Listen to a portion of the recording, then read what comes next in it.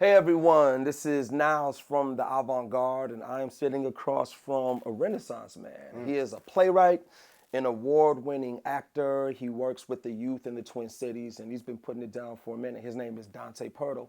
How you doing? I'm focused, man. How you feeling?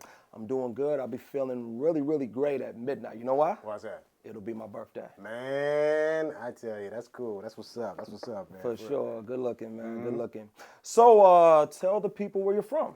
Originally, I'm from East St. Louis, Illinois. East St. Louis, that's where Miles Davis is from, right? That's right. See, East St. Louis, it births people who have a lot of artistic prowess, man. That's right. From Miles Davis to Dante Pirtle.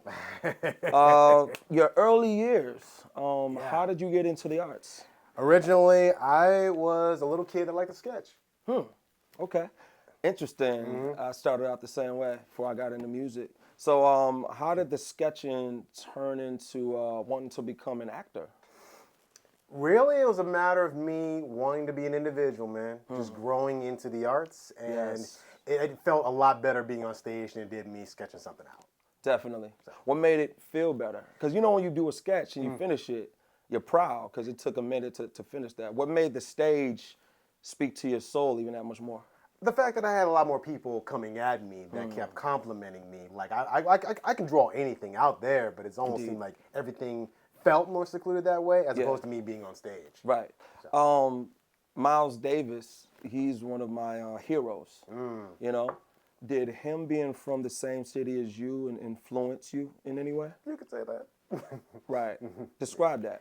Man, it's like the idea of having an actual celebrity that not only is involved in the arts, but just music in itself. And just like jazz is always so, it's all over the place. Indeed. And that's basically like how I kind of ran a lot of the arts that I'm doing. The theater, the music, the film, even the idea of being involved in hip hop in a sense, like all of that really is kind of encompassed, and especially within the jazz, like that is still encompassed in hip hop to this day. Not a lot of people talk about that, but that's real right there. Indeed, for sure. Let's get into your background when it comes down to your career.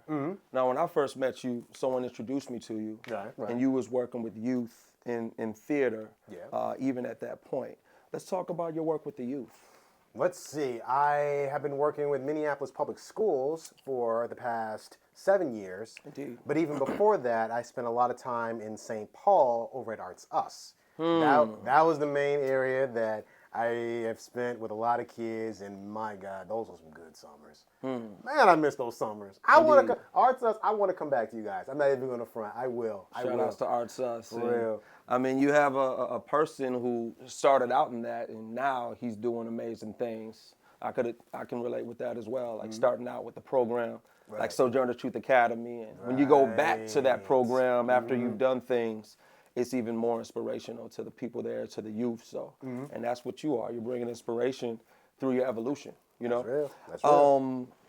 Working with youth, how does that just inspire you when you're around them? How does that affect how you do your work on the stage as a theater person? In a way, when I was young, I didn't have that kind of inspiration. So I figured as a grown man, it's only that important that I kind of show what I wanted to see when I was their age. Like how would I have wanted to interact with me when I was young? Does that make sense? Totally. Yeah.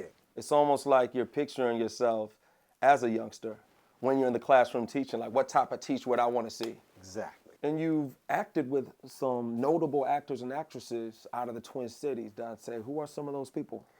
Well, let's see. One being Charlotte Bailey, and another being my mentor since '02, Jeff Jones from Sounds of Blackness. Indeed. Those are two heavy names on the scene. They are, Been doing it a long time. Shout out to Jeff Jones. Actually, I work with Jeff Jones. He's like a big brother to me. And Charlotte Bailey is a classic actress on the scene. Classic, for real. Yes, and you've played some like legendary brothers. You know, this brother has played like different roles of different like legends. Who have you played on stage? Well, I played a Mr. Johnson. I can't necessarily think of the name, but it's involved in Black Wall Street, the movie theater, the actual movie theater. I played that character. Another character that I honestly played was Stevie Wonder, being one, which I was not really expecting. That came out of nowhere. Right. Another one being Ray Charles. And the last one being Bob Marley.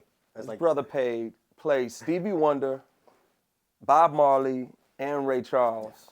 That's like versatility right there. And what are some of the stages that you've been on? Because he's been on a lot of different stages. What are some of the theater stages, the notable ones that's on the scene? Let's see, one of them being the Capri Theater, for one. And What show was that? that was All American Boys, Okay. where I did that one. The other one has been at the Guthrie, that I've had at least some time with. Yes. And another, I believe one other period was the Penumbra Theater, but that was like a short period show. It wasn't Wow, necessarily too long. that's incredible. His brother has like a career in acting.